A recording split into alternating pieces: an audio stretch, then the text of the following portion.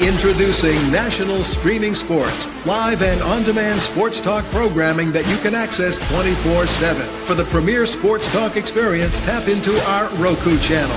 Start your mornings with Mac and Jack covering all the weekend sports action.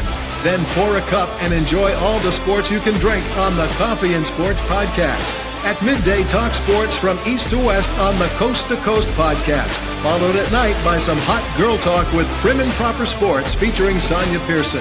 Talk boxing on the Gloved Fist. Yankee fans tune in for Start Spreading the News. And there's more on the College Sports Huddle and Sports Scope with Robert Butler. There are 20 podcasts in all and 70 weekly shows giving us a 3.4-star viewer rating.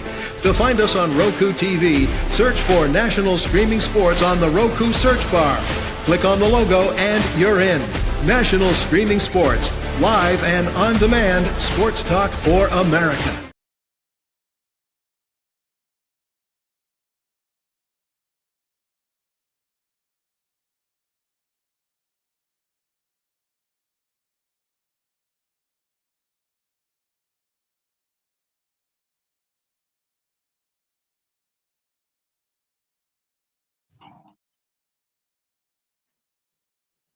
There you go. Keith Angle is in with us right now, and he's kind of slouching in his chair. I don't know if it's because of what we said about the Patriots or not. Go ahead, Keith. I was ready to come in the room, and I thought some kind of AI was going on here. I started talking. I wasn't even doing anything. So, how we doing, guys? Morning. Doing well. Pretty good. How are you? Good, Keith. How you doing? So, Very good. So Keith, let's talk a little about that Patriots news there. The official website, Lazar, the head of the official Patriots website, says especially the wide receivers are having a little questions there. You know, Drake May sitting on the bench.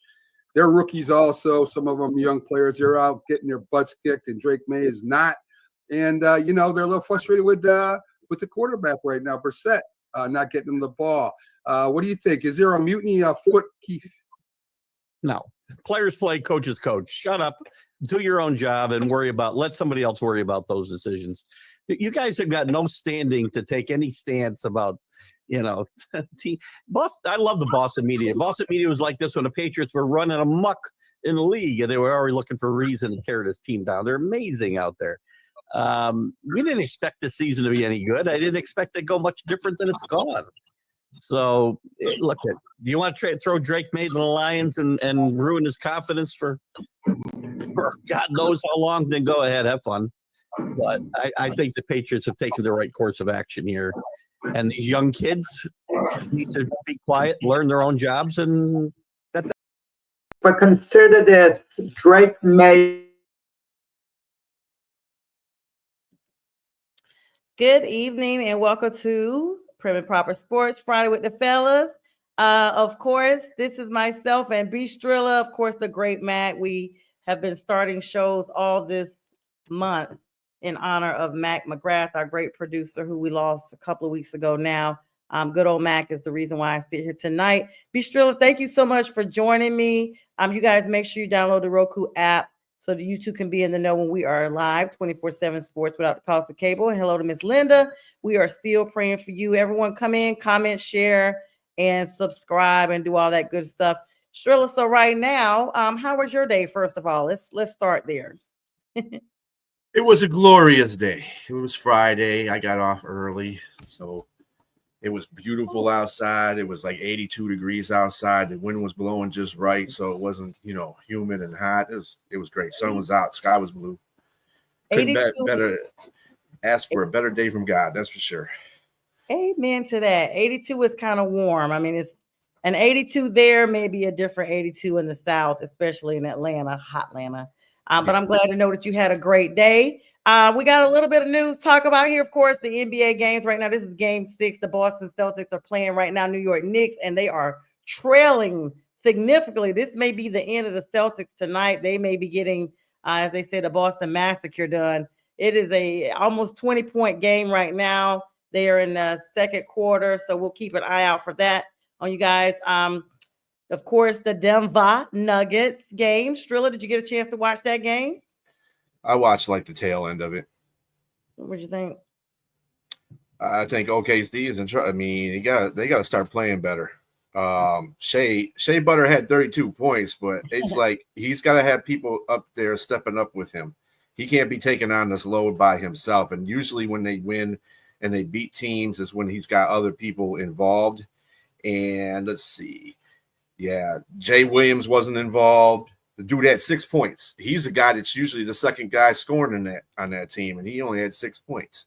So you got to start. You got to do better than this, guys, or you're going to get put out by Denver, because Denver, that's all they need. One more game. Yeah, win to stay in. This is where we are. Like the entire series has come down to that. I'm actually surprised that Denver is still hanging in there with all the coaching catastrophes they've had, all the general manager issues that they had. They clearly are showing. I mean, it's come out that, maybe Jokic is leading that team. Maybe he's the one coaching behind the scenes as well. What's up, RM Dizzle? Mason is coming. Okay. Yeah, but I mean, look at with Jokic. He had the game high on his team, 29 points. Mm-hmm. But Jamal Murray was there. He had 25 points, and Braun had 23. They had like people coming off the bench scoring. Let's see, who's this dude? Yeah, Strother, Julian Strother had 15 coming off the bench. I mean, come on, man. You got people contributing like that, you're going to win games. But that's the problem with OKC right now. They don't have but Shea Butter really playing. So, well, I mean, the Nuggets coach, David Edelman, of course, newly minted coach there, he expressed concern about Aaron Gordon's hamstring injury that he sustained in that game. I mean, Jamal Murray was ill and played through that, but we see what happened with Stephen Curry with that same injury, Strilla. I mean, that cost the Warriors their playoffs. I mean, he missed the entire first series. Yeah. That's part of the game, though. You got to play through it. It's kind of like the same thing the Boston Celtics are going through right now. They lost Jason Tatum. Hey, you got to play. Mm-hmm. I mean, you got scores on that team. You got another guy that cost $30 million. You go out there and win the game. But I got you. Yeah, you really do. Let me ask you a question about this. I mean, we're gonna speak on this, and we're gonna, as they say, we're gonna raise it, address it, and keep it moving. That's what they say in the legal world. Draymond Green, the monster in the league, I like to call him, has it's just no doubt. Everybody knows this dude is like self-made, the modern day bad boy. I mean, he's the worst. I mean, he attacks his own teammates, his own coaches, the refs, everybody. Well, he just got fined a couple of dollars, and I mean a couple of dollars, $50,000 by the NBA for inappropriate comments now this time made to the officials during their playoff series against Minnesota. This is Green's league high 5th technical foul for the postseason. Good for him. I like Draymond. I don't know what people. Everybody would want him on his team because he is the enforcer. He's the guy. That's, let me tell you, if he played for the Pistons, I love him. We don't. I like him on Golden State. He fits really well with Golden State, and he's like the evil to the Curry's good. You know what I'm saying? And it works really good with that team. And I like him. I don't care what nobody says. I just think I like him. I like the bad boy image. I tell you what, next season he could play in the 90s. The 90% of these players that play right now couldn't handle the 90s. They're don't touch me. I got a broken nail. 90s. But you think Draymond could, I'm sure, since he's right. I mean, the fight alone does not make him be the end all be all. He is like the bad dog that's in the neighborhood that when you walk by the house, you hope he's on his leash because he's out of control. And I'm gonna tell you, we didn't see it this year, but next year, mark my words, him and Jimmy Butler are going to eventually clash. I could just see it coming. I just know it. Jimmy Butler is not going to deal with that. That's your premonition. I don't think there's going to be a problem. Tell you the truth. Jimmy Butler, he's not had the best of attitude. They ain't gonna. They'll be fine. Okay. Well, fine. They're home and fine right now. Do you think Stephen Curry comes back? Steph Curry, because I mean, he addressed the media. He said, he want to focus on off time and just healing up, and he's going to give it another run. But he's 37 years old. I don't know. He's put up some big numbers in the game. He's really, really performed well. He's shooting 3-pointers, and that's his specialty. And he's the reason why the league is changed the way it is. Mm-hmm. but he's the master at it. And he's the best 3-point shooter in the game. I think in any era, to tell you the truth. I think he's the best purest form 3-point shooter in the league. I think he doesn't drive to the rim. He doesn't get physical with folks. He's saved a lot of years on his body by not being those kind of things and being able to take shots from midcourt, 3-point line, whatever. That saves you a lot of body wear, believe it or not. So I think that he can play for another year. I don't think Golden State's good. The people have this opinion that they're going to probably trade him. They ain't gonna trade him. No way. They're not gonna trade. No. Are you kidding me? First of all, everything is in his favor. First of all, you see what happened when he went out, right? Mm-hmm. That damn team folded like a lawn chair. So using my phrase now. He's a franchise. So nobody's gonna do nothing with him. He's kind of like, we'll put it to you like this, since Robbie is up here talking in this. He's kind of like Mike Tomlin. Until he has a reason for somebody or he leaves, that's the only time you're getting rid of him.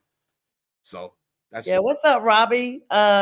We could have just had you on here to talk with us tonight. We didn't know it was that's right. Trilla. If you'd like to come on, let us know. I got your number. I could text you the link. Anyway, I'm just shark bait, No, listen, Strilla's hanging his own, but I'm doing it in case you want some company, in case you just want your border, because Robbie hangs in there with us with the comments, and I appreciate that. So sometimes you gotta reward your audience, and Robbie can hold his own. I mean, all right. So you're a Draymond fan, so we're gonna move on for that. Let's talk about of course, everybody knows about NBA games that are going. Of course, the Nuggets are gonna be getting ready to have their Game 7, which is who would have thunk it, as they say. And that's going to be Sunday in Oklahoma City, where the champ of that series will be crowned, and on to the finals, the grand finale, the winner of the Celtics and Knicks game here that is wrapping up probably tonight. So kudos to those guys. I mean, at this point, I kind of want Denver to rally and keep it moving. They've rallied so far. They've had so much working against them, but the Thunder is just stacked across the board. I will say this, whichever team ends up going against New York, Thibodeau is going to have to rest his veteran starters.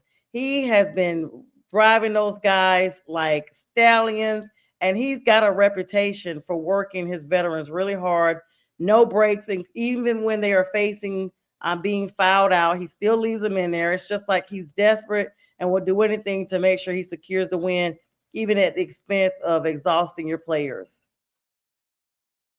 Well, kudos to him.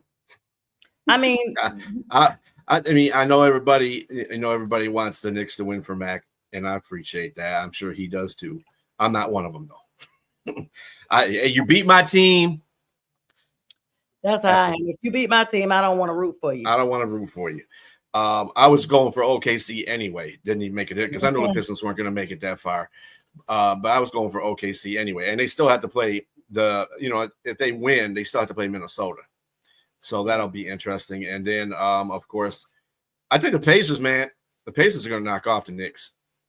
I feel it because the Pacers are playing like way up there, and they knocked out the number 2 seed. They're keeping or number 1 seed. They knocked off the number 1 seed in the Eastern Conference.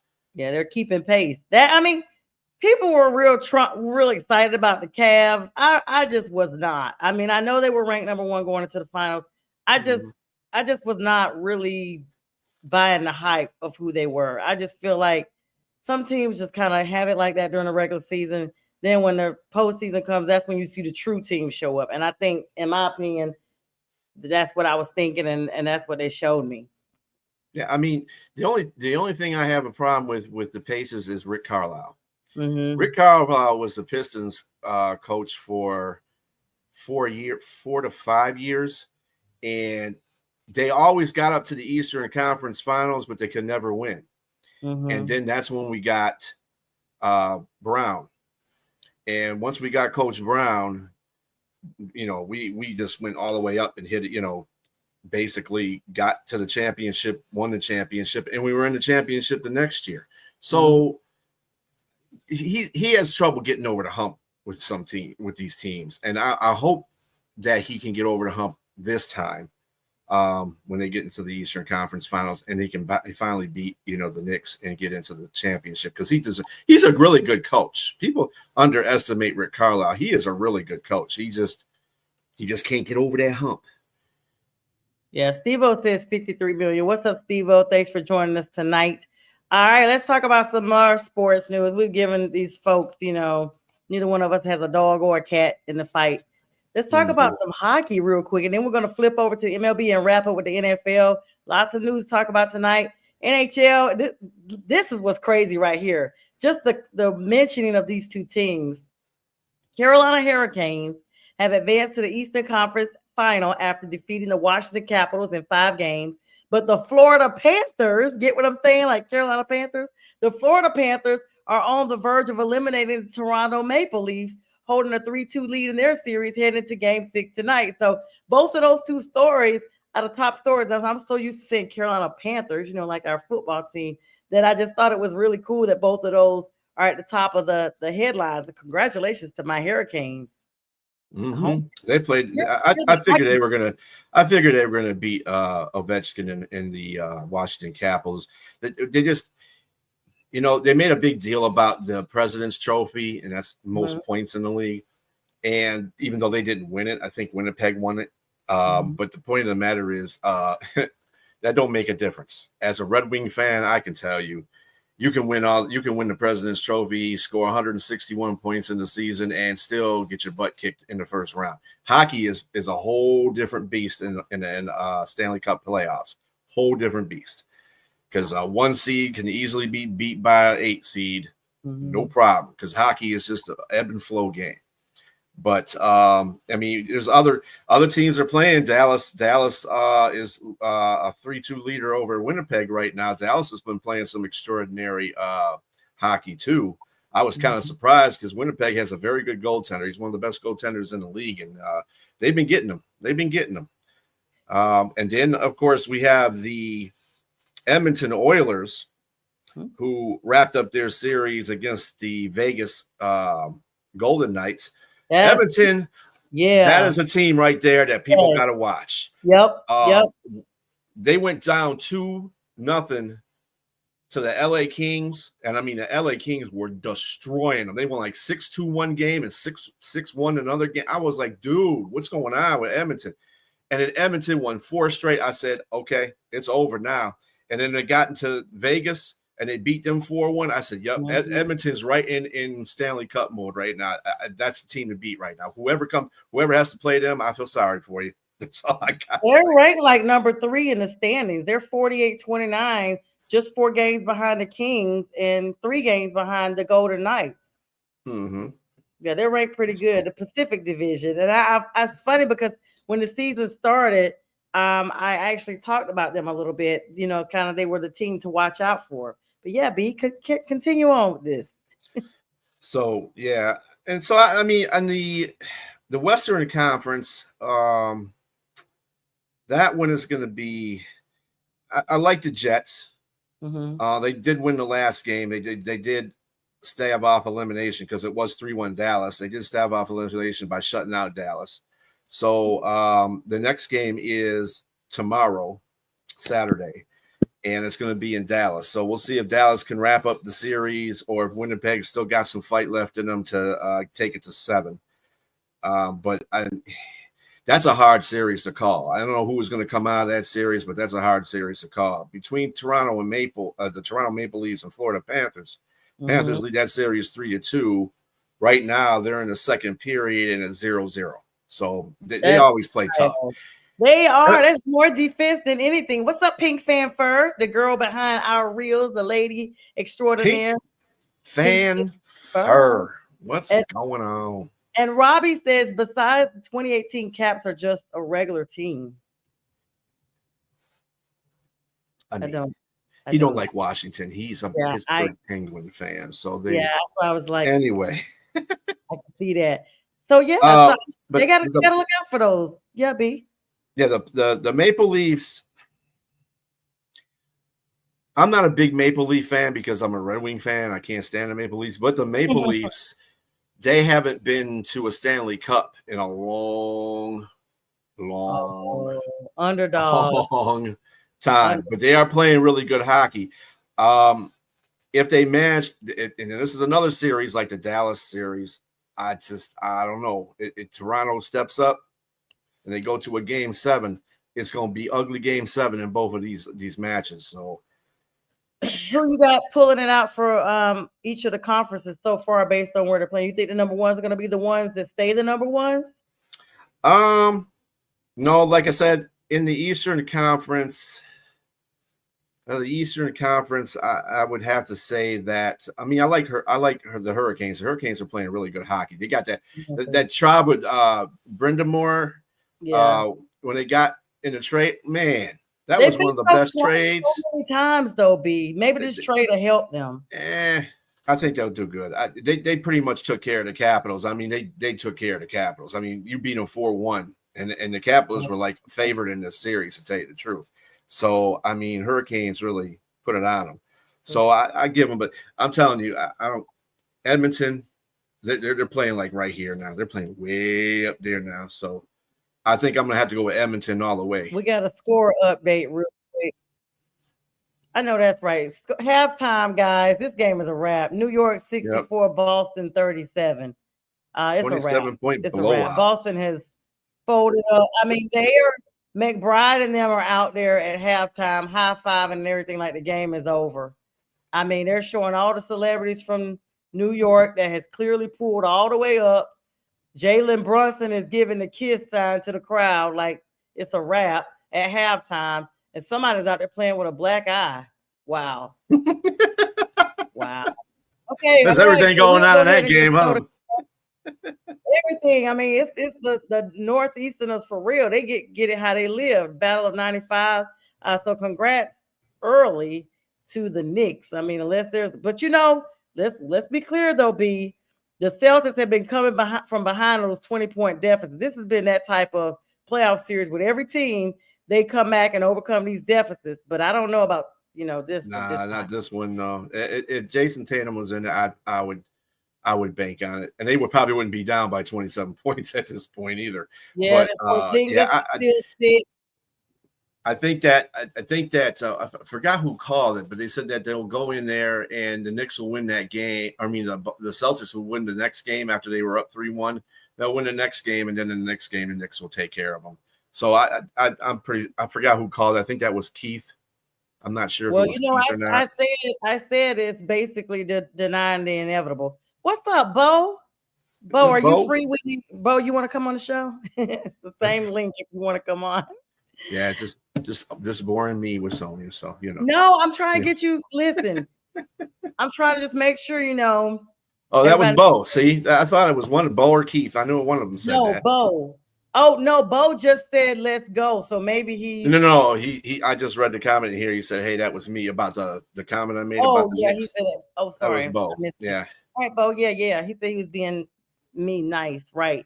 Yeah. So all right. Speaking of, let's move on and kudos to all those teams who are getting it done in the NHL. Of course, lots of NHL to be played.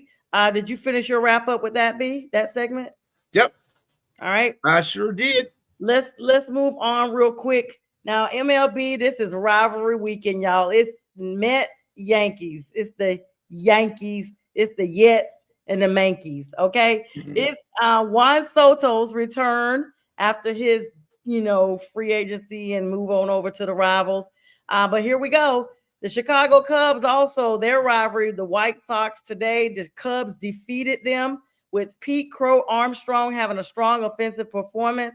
The New York Yankees, before, I guess, this rivalry, had recently beat the Seattle Mariners powered by a go-ahead home run from Aaron Judge. And this is the Subway Series that they're going to be facing this whole weekend. Boston Red Sox are set to unveil a new City Connect jerseys inspired by the Green Monster at Fenway Park. So lots of baseball stuff going around. I do want to plug in this part. So a couple days ago, Trilla, we all talked about it on the midweek show. The Hall of Fame basically lifting the word permanent from the banning of ineligible players coming from their questionable behavior, I should say, while they were major league players and or owners or managers, what have you. And so now Pete Rose and 16 other people are up for possible nomination in 2027 when that part of the league meets to try to see if they can get a Hall of Famer. Well, Reds were not waiting. Reds had Pete Rose celebration night last night, Bistrilla. They have already basically put him in, and like they literally, their name was Pete Rose night. I mean, what do you think about that? I mean, the Reds, you know, of course they love him still no matter what. I mean, he is an outstanding baseball player. What you do on the field should be one that's commended. What you do off the field, whatever, okay? If you want to, the problem with sports is they're quick to get on people about something that happens every day in this country is betting on sports. Mm-hmm. You have provocated this whole thing by saying, "Hey, Las Vegas is open. Everybody place a bet." Well, okay. So what? Place a bet. I'm not taking nothing away from Pete Rose. I think it was stupid in the first place. They banned him from it because the dude was an outstanding baseball player. There's records that nobody's going to probably ever reach that he has. Mm-hmm. Put him in the Hall of Fame. You want to put him in the Hall of Fame? I don't know what the mindset was when the White Sox, the Black Sox scandal was. Yeah. But you Chicago know, nobody has a problem. Nobody has a problem putting people in the record book with asterisks by their name. Put Pete Rose in there with an asterisk by a name if you want to do that. But he should be he should have been in the Hall of Fame when he was alive. So it's just sad. You're not going to enjoy it. Like, what is the benefit? Like, he's not going to enjoy it. Like, who is this for? What are you doing this for? Like, I'm going to tell you, this is my thing. It's like clearing somebody's name that was wrongfully convicted and executed. That's how I look at it. That's literally how I look at it. I forgot to say this Wednesday. That person's life is gone. They definitely not going to get the benefit of living their life out, even though they were innocent. And you can say their name, you can hashtag it, you can do whatever you want. You cannot undo their fact that they are unalive at this point. So who are you guys?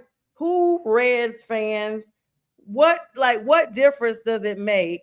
Pete passed away last September, 83 years old. He lived a good life. That's a good life. It's a blessing to be in your 80s.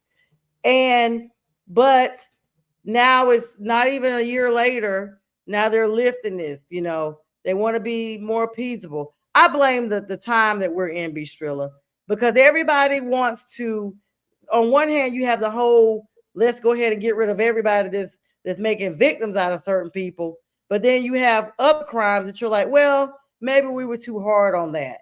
No, this is my thing. Right is right, wrong is wrong. There's no in between. You're either all wrong on whatever you're doing or whatever it is, or you're all right. A lie is the same as unaliving somebody. It's still wrong. Mm-hmm. Well, I mean, like I said, I just don't feel that, you know, to tell you with Bo, he didn't do it while he was alive because he was being a jerk about it. I don't care. Yeah. I just don't care about that stuff. T.O. is a jerk. He ain't in the Hall of Fame, but he should be. He was a great receiver, but he's not in the Hall of Fame because people have this tendency to put emotions into whatever they do. Mm-hmm. Look at the man's career. Don't look at what the hell he says to the media or anything else. So he's a jerk. Who cares? Mm-hmm. You know, he's still one of the best baseball players to ever play the game. Come on. Yeah. So put him in the Hall of Fame, and you should have done it when he was alive. This whole thing just makes me sick. I'm tired of everybody being, you know, God over everybody. Saying, oh, you don't deserve this and you don't deserve that. And you don't deserve nothing. How about that? Yeah. Speaking of, let's take a small 1 minute and 30-second break. Bistrilla and I'll be right back. We got to do a commercial break real quick. You guys hang tight. Don't put up any comments about NFL. We know it's coming. I've told you guys want to tell our story before me and Bistrilla can even get to it, but we'll be back in just a moment.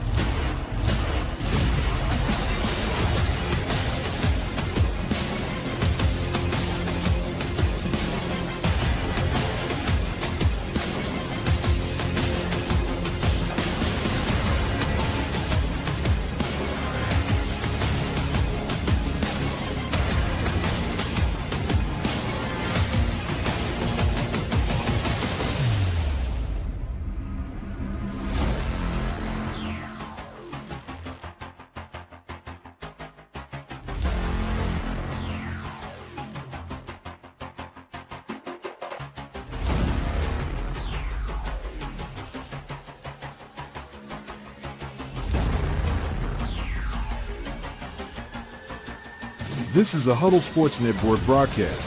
You can find us on Roku TV, Amazon Fire TV, Facebook, and of course YouTube. Get all your NFL news here first. Oh my goodness. And thanks to the Huddle Sports Network, thanks to Elite Sports and Entertainment Network, and of course, National Streaming Sports, all three platforms. Thank you so much for allowing me to be on tonight. Bistro and I are back, guys. Let me see. We got comments coming in still. And of course, this show is dedicated to Mac, as we said at the top of the show, Mac McGrath, our producer here at National Streaming Sports that we have lost a couple of weeks back. Make sure you guys subscribe to my YouTube channel, Prim and Proper Sports. Trilla, since it's you on here tonight, why don't you tell folks how to find you? Because you have your own show. Yeah, it's One Ass Cheek, Three Toes. It comes on every Sunday at 4 p.m. during the summertime, and it'll be at 8 p.m. Eastern Standard Time on Tuesdays when the NFL season starts. It's basically a lion show, but we try to mix in all 32 teams, or all 31 other teams into our show as well, because we like to include them because we do have to play them too, and they do matter. And what you got coming up on Sunday? And Sunday, it's going to be the AFC North debate. The Steeler fans, the Raven fans, the Cleveland fans, and the Bengals fans are going to go at it. And it should be a rocking good time, especially with Raven fans. So it's going to be a lot of Ravens and Steeler fans. So that's going to be that could be a show by itself, to tell you the truth. Yeah. But, oh no, Steve-O. Okay, so all right, so I'll be there. You guys make sure you're there. It'll be streamed right here to this platform as well. We support one another, and y'all AFC North people better bring it, because when we came for the NFC South, we had a gang of views, and the energy was everything, and we had so much fun, and we're looking forward to doing it again before the season kicks off. And Nate, Bistrilla, and Germanic are amazing hosts on that platform. You guys got to check them out. A lot of knowledge. I mean, of course, it's Lions oriented, but they, like they said, they include a lot of other channels, other sports as well on there to talk about everything. So if you detweezy, they might go in and talk about BMF or something one night. Who knows? But anyway, shout out to Bistrilla. Thanks for joining me tonight, bro. I really appreciate you. And we miss you to J Train, Fern, Kevo, and Nate tonight. Nate thought it was more important to watch a team that he doesn't even live in the state and has never even visited. But Nate, we see you. Everyone else, we know they had prior obligations, and we will reconvene with them at another time. All right, so you got some comments here. Gary Sheffield, yeah. Let me tell you, why isn't Gary Sheffield in the Hall? Like, he was one of my favorite players. Because he just like what, and yeah, Owens is in a Hall of Fame, but it took him a long time to get there, though, Steve-O. And Gary Sheffield isn't there right now because of the same thing that Pete Rose and T.O. got. They don't like the media, and if the media doesn't want, if they don't cater to what the media wants, then they're going to be like, oh, you know what, screw you. You're not going to be anywhere. You're not going to go in the Hall of Fame. We got, that's BS. That's crazy. Let's do a small little plug for golf. The PGA Championship is underway. Jonathan Vegas holds the lead after the second round with Siwoo Kim and Matt Fitzpatrick among those close behind. Several notable players, including Jordan Spieth, Brooks Koepka, and Phil Mickelson missed the cut. Siwoo Kim notably hit a hole-in-one during the second round. I didn't even know Phil Mickelson was still playing. Okay, that's cool. All right. Of course, got the soccer season going on. Lionel Messi's teammate Jordi Alba has signed a contract extension to remain with Inter Miami through the 2027 season. That's soccer news. And let's talk about my favorite subject, the one that everybody's been loading up these comments on, the NFL. The big news, of course, today, Mr. Irrelevant is finally relevant to the tune of $265 million for 5 years. Mr. Broccoli Purdy. They finally got it done for 5 years. Bistrilla, I mean, is he literally solidly, like, this is a point where I'm telling you right now, this is when you know it doesn't matter where you went in the draft. It's how you play. Tom Brady always said that. We said that a lot this year with Shador going so late in the draft. But Brock is banking. The highest paid quarterback right now. Good for him. Yeah, I mean, but yeah. I'm glad Goff got his deal before all this stuff went down. But that's okay. Purdy, pay him. Hey, they're gonna pay him. That's what San Francisco had to do. They had to get rid of all their players to pay him. Yeah, that's my thing. Like, what are you gonna do? You know, what are you gonna do now that you've paid him this money? What type of production are you expecting to see out of him? Because over the last few seasons, he's played 40 games, 36 starts. He's 23-13 as a starter, 67.5 completion rate. You guys know how I'm about stats. I always got to run those. 95-18 passing yards, 64 touchdowns, 27 interceptions, so not quite half. So that's good. Passer rating 104.9, rushing attempts 127, rushing yards 480, and rushing touchdowns 8. That's when his season from 2022 to 2024. Regular season stats just for last year alone.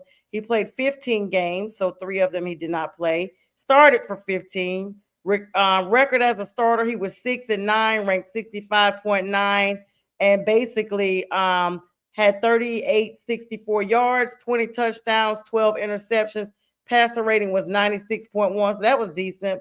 Rushing attempts 66, 323 yards, and 5 rushing touchdowns. He was Pro Bowl selection in 2023 and led the NFL in passer rating in that same season, Strilla. I mean, he had a decent season. He wasn't really good. What's up, Yoli? And congratulations again, by the way. GBZ. Yeah. And and they lost more than that, Steve-O. They lost Debo. We don't know what Ayuk's going to be like when he comes back. You know, so I mean, we don't know what Trent Williams' status is going to be like either, because he could retire. You know, he just had a major injury again. It's just Purdy is he ain't. How can I say this without being mean about it? He's not the best quarterback, but he plays. I mean, he plays on a team that has a lot of weapons around him, a lot of pieces around him. So is he a manager? Is he a game manager then? I mean, that's what that is. I haven't really seen him make plays to win a game. I haven't seen him make plays to lose a game. Well, I can't say that either because I have. I think he's like a game manager. I hate the game because every quarterback's a game manager. No, some quarterbacks actually make the plays happen, B. Well, no, game managing means you manage the offense going down the field. That's what a game manager does. To me, it's game manager is not a game. He's a guy that won't necessarily win you the game. He can lose you the game, and I don't know. We just got to see what he's like this year. He's not going to have that many weapons around him. We don't know how long CMC is going to last back there. They got rid of Mason. They got, he went to Minnesota. They don't have Debo no more. They don't have who else is that? Oh, they don't have Greenlaw. Greenlaw went to Denver. Hufanga, also the safety that was from San Francisco. I think he went to Denver as well. So I mean, they don't have a lot of that stuff behind him. Said the 49ers are back. Yeah, and how did he manage? And how did he manage when they lost to Minnesota when he didn't have anybody? Steve. But you notice okay. Steve is a 49ers fan. That's the reason why he. Yeah, but I'm saying, you see how Robbie said something, but Robbie never said yay or nay about the link either. So that lets you know, throwing rocks and living in a glass house. Yeah. You guys ain't back. You guys are digressing. I'll put it to you like that. We digress. All right. So listen. So are you saying you don't think? No, let me back up. So this is what I always say, B. Every time we see somebody get a contract, it's like monkey see, monkey do. Like literally, you got this. Let me go get $10 more than what you got. Or in this case, $1 million more than what you got. And it's not even about the talent. Look at how Trevor Lawrence at one point had the highest paid quarterback contract, and he did nothing for JV. For Duval, he did nothing for them. He took the U out of Duval. Okay, that's what he's doing because they ain't doing nothing. And we opening the season up with them too, and we ready. Want to let y'all know we coming, Jacksonville. You're gonna do. We ready. We ready. I'm gonna make sure I'm gonna be giving a lot of Duval calls that week. I'm gonna be Duval, you know, and I need to see if I can get Nikki on here. Tally Jag, she's a big super fan for the Jacksonville Jaguars. She was on my show a while back. I'm gonna see if I can't get her to come on here then, because we don't ever play them ever. Like I think every 10 years we play them. Yeah, the cat teams don't always play play each other all the time. Like we played Cincinnati this year. So Speaking of, I'm glad you segued into that. Good segue, B. You didn't even know, but this is what I want to talk about next. We talked about a little bit on Wednesday with the midweek show, the professional show that we're all on. But Cincinnati got some problems. They put all this money into Jamar Chase and that offense with around Burrow. Their defense is going to be extremely lacking. Now you drafted Shamar Stewart, who's like, hey, you guys are not giving me what I think I'm worth. According to last year's draft, the 17th pick you guys had, his skills were less par than mine. You paid him more than you're paying me or offering me. And then you got Trey Hendrickson that's dangling out there that's not, happy with the contract extension they're offering him. And so they basically gave him permission in March to go ahead and seek a trade. Like, listen, if you can get somebody to pick you up, go on, deuces. But now he's complaining on social media and everywhere saying that they're not even talking to him. There's no communication except for they reached out to let him know, hey, by the way, you're missing mini camps. You're being fined. Mm-hmm. I mean, Trey Henderson, Cincinnati's is messing around with him. I either sign him or let him go. Just let him go. Just let him go get a trade for whoever team he wants to be with and let that team make a decision whether they want to pay him or not, because he deserves to pay. The dude had 17 and a half sacks. He led the league this year. Yep. I think he was a half sack short last year. I'm not sure. I think TJ Watt had the sack lead last year, but he still had 17 and a half sacks 2 years in a row. And he's been getting better ever since he got away from New Orleans. So I don't want to hear it. I don't care if he's 31 years old. If he can do half of that, he's still worth that money to me. I mean, they promised him. They told him, that with him being the leader like that, this is where this all came from, that they promised him. The Bengals organization told him, hey, we got more money for you. And now they're like, oh, no, we don't. But you know why it is, right, B? Because they gave all their money to Chase and Burrow and all these folks in the offense. They don't have no more money for them. Mm-hmm. Right. Yeah. That was going to be apparent when they signed Higgins. So, I mean, you live by the offense, you die by the offense. If you don't have their offensive line is not the greatest. Their defense is definitely not going to be good. And I just can't see them putting Shamar in that position where he's not going to be Hendrickson. And I think that's the reason Shamar's throwing a fit right now, because he thinks Hendrickson, they're going to try to pay Hendrickson, and he's going to be the second guy on the team in the defense, basically. And he wants to be, just like any entitled player that comes out now, they want to be first string on the offense, or on a defense. So, I mean, I don't know. Cincinnati's messed up. I mean, we could segue this into Chicago too. Chicago's another team. They're leaving. They're leaving Soldier Field. They're going to go out to Arlington Heights to get their new stadium. And on top of that, let's segue into Green Bay. Before you get to Green Bay, Trilla, have you been to Soldier Field? No. Okay, so I have, and I've been to Chicago multiple times. I have former family members that live there. And the distance that they are moving this team is the reason why I'm bringing this up. Arlington Heights is not like a sneeze away from where Soldier Field is. So I will tell you, I've been to an actual game, and the parking and navigating is a nightmare on game day. It's just, I don't know what they were thinking when they put that stadium right there in the heart of downtown Chicago. But that's probably why they're moving it, because if you think the last time I went to a game was 2017, sorry. Yeah, 2017 or 18. I had surgery, 17. So that's how I remember, because I had a cast on my leg and I had to use a wheelchair. But I was going to that game. But this is the thing. I remember it being absolutely a headache just to go through 2 traffic lights to get to the stadium. Now, granted, Atlanta has their stadium downtown. Most teams, Bank of America is in Charlotte. U.S. Bank is in Minneapolis. I've seen all these.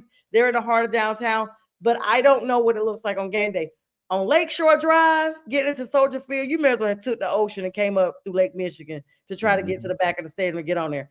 But to move it to Arlington Heights, it's kind of akin to when the Braves moved the Braves Stadium from downtown Atlanta and put it out in Cobb County. Now it's Truist Park, and it's away from the city and that bottleneck area. So I see what they're doing, but at the same time, you may lose some fans that are not able to ambulate over to the game now because it's outside of the metro area. That's what happened with the Braves. Once they moved it out to Truist Park, which was off of another interstate, but it's not centralized in downtown, a lot of people complain like, hey, I used to take, public transportation to the games. I used to go walk to a game because it was right there. Now you move it outside a little bit to the suburbs, you lose part of your fan base because the older fan base, they don't have the resources to get to and from like we do, or like they would if the team had stayed stationary. So moving this team out to Arlington Heights, even though Bears fans are loyal, and they'll appreciate the navigation part, that's a big miss to move that from that area. I think the thing that's washed over this, so these teams can get those people that were loyal fans that had limited transportation. They can get them out today. All they got to do is have shuttles. And if you can pay to put your stadium out there in the suburbs, then you can pay to have shuttle services coming from the city. They do not have shuttle services to this day to Truist Park.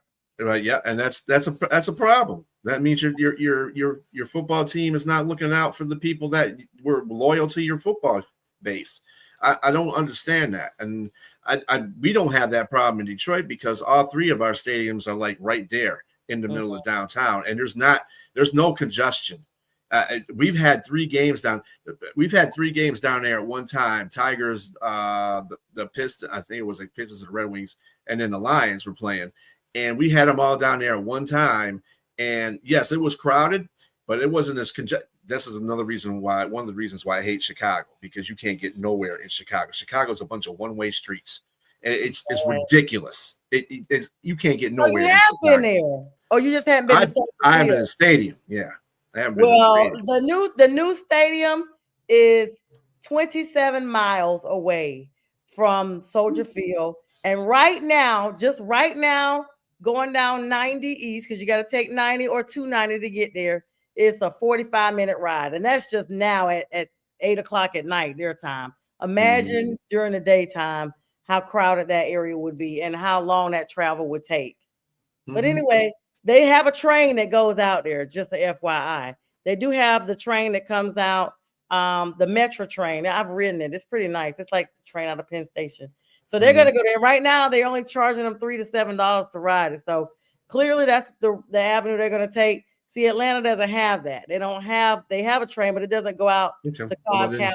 That transportation is pretty much solved. If you got a train that goes out to Arlington Heights, then that's good. Then that's gonna, the people that couldn't get there, barely get there as it was, but they were fans that got there. This might be even easier for them. Yeah, they got to come out their pocket $3 to $5, but at the same time, they get the advantage of getting there faster. Being on a train, and to get there on time because the trains run on time. So it's, we hope they run on time. But yeah. Yeah, let's stick to Chicago for just a second. I know it's painful. Caleb Williams has been in the news today. This book is coming out by this ESPN writer.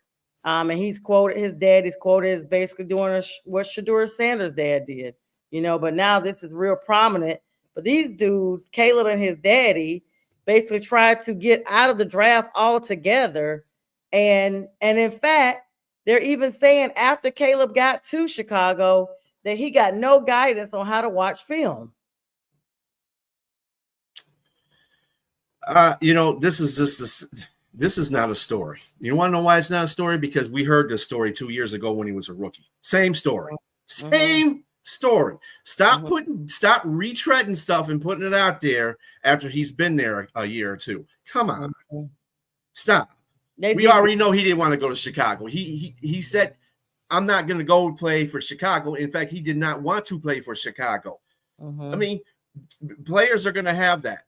Okay, you're going to get players like that. Amon St. Brown didn't want to play for Detroit when he got drafted. He wanted to play for Green Bay, where his brother was.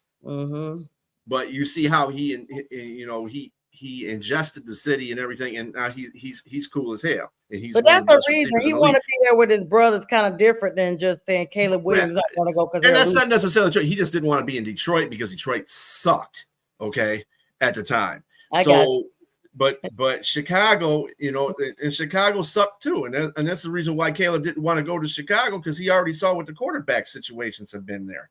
So, I mean, I don't blame him for not wanting to go to Chicago, but at the same time, dude, when you get drafted, just go with the flow. It's just a gift to be drafted. Grateful, yes, that's what I'm getting at. Like, oh my gosh, okay, yeah. So you wanted to mention Green Bay. What are we talking about here with Green Beezy? Elton Jenkins, offensive lineman for the Green Bay Packers, is hollering about his contract. Oh Lord! Last year, he's got 2 years left on his contract right now, but they're making him move to center. What they did last year, because the center that they had didn't do what he was supposed to do, so they moved Jenkins to center. I think this correlates with the fact that Jenkins is moving to center. They said, dude, you drafted me to play a whole different position than I got paid for. Now you want me to move me to center, and I'm not really. He hasn't played center since, I think he said he hasn't played center since high school or something like that. And so now they got him they're putting him in that position. Now he feels, well, dude, if you're gonna change my position, you're gonna change my salary too, because I want more money. So now he's starting to spout off about that. And I think and I believe that he hasn't said that directly. But I'm pretty sure that's the reason why he wants a contract renegotiation, because he's playing center, and Green Bay is making him play center. So that ought to be interesting, because Green Bay didn't make a lot of moves off season. They did get Matthew Golden, as a receiver, which they did need a receiver on that team, but they really didn't make a difference. The only thing, they're probably the only team in a division that has a solid, they still have their offensive and defensive coordinators from last year. Everybody else kind of changed everything around. Like Chicago has a new coach. Detroit has two different offensive and defensive coordinators. Minnesota's offensive coordinator is gone, so they got to bring a new one. Like that doesn't matter anyway, because KOC is the offensive coordinator, really. But those are those changes within the other three teams in that division. And Green Bay's kind of stayed fast to what they have. It's just it's a mess right now in the NFC, because everybody's trying to. It's a tough division. This division is tough. It's probably the toughest of any division has ever been in a long period of time. And I'm even including the AFC North. The AFC North used to be a really tough division too, because all the teams used to be halfway decent. But now it's the NFC North's turn. And I'm telling you, it's tough. And if somebody makes the wrong move in this division, player personnel rise, and it affects them during the season, that could be playoffs for them. It could be a division title for them. It could be any serious things they won't have at the end of the season. So that's pretty big. One too. That's pretty big. I mean, you talked about how competitive the different divisions are, especially NFC North, and that's where we're going to wrap up our show tonight and talk about a proposal. The NFL owners are actually going to be voting next week on a proposal to change the playoff seeding, Strilla, where teams would be seeded strictly by their regular season record rather than automatically awarding the top 4 seeds to division winners. I love that. The Lions were the ones that proposed that. Yes, I was about to say. Now I'm not because going for it because the Lions proposed that, because I wanted them to change that format for the longest time, even before the Lions even mentioned that, because I thought that was stupid.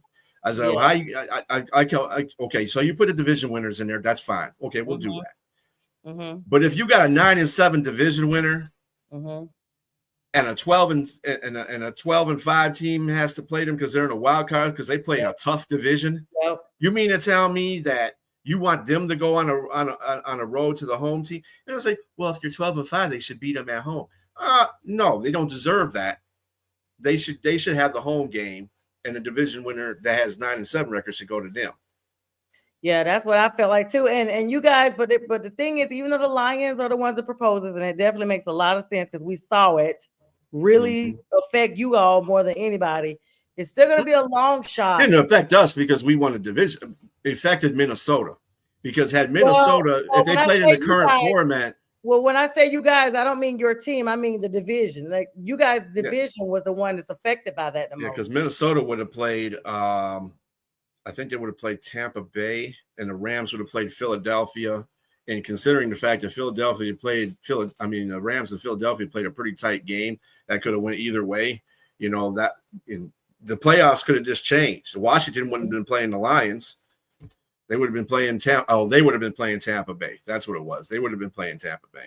I thought, yeah, instead of Philly. I got you. Because I was about to say I thought that it was I thought they were supposed to play them, but that's the time. Steve-O, you know what I meant, man. Come on. 9-7 is only 16 games. I always thank you, Steve-O. I always know that I can never figure out at the end of the season how they come up with this team way over here needs to lose for you to still be in. I don't get that. So I hope this rule would be implemented and this would eliminate all that math. Mm-hmm. Yeah. Yeah, it's a good proposal. Like I said, it should have been made 5 to 10 years ago, in my opinion. So I mean, they're getting some pushback about it. Everybody's never going to be happy 100% of the time. But I can't wait until the tush push rule, because that's another thing that they're going to be going into because they're tied. They said they're tied 16-16 in a tush push rule thing, and that's because Green Bay had a cry about it. Wow, I don't get that. Like, why is there a split on it? Because they're saying it's a appropriate play. Or inappropriate play, or whatever the case may be. It's a quarterback sneak. It's a quarterback sneak. But if really your whole line is pushing you over, it's as simple as that. And if you can't stop it, well, find a way to stop it. I've seen it stopped a few times. It's not like you can't stop it. Yeah, but you're saying you're trying to take something away from Philadelphia that they did. So yeah, the brotherly love shove. Mm-hmm. That's you guys like that? Push. The brotherly love shove. Yeah, that's better than a tush push. Yeah, I hope you guys like that. He said tush push needs to go with some. It is not unstoppable, Robbie. It has been stopped many times, dude. Speaking of unstoppable, it's the end of our show. Bistrilla, thank you so much for joining me tonight on behalf of the fellas. Always a good time when you come on. Thanks for holding it down. Thanks, Dizzle, Steve-O, Pink, Fanfare, everybody else that jumped on here tonight. That I forgot. Thank you guys so much for all the likes, love. Tomorrow morning at 8 a.m. Start off with us fresh and early. The debate show, myself, Jack, and Jay Train will be on. Shows throughout the entire week. And of course, Strilla will be joining me on Sunday morning for the Sunday morning sports show at 8 a.m. where we talk about all the hottest news. And we'll be talking about this game here. Final score check before we log off. 82-51. Of course, Knicks 31-point lead right now. And looks like they are, even with this third quarter, there's no way they're going to come back up in the last quarter. We wish everybody a good night. Be blessed, guys. Y'all be safe. And until next time, we'll see ya.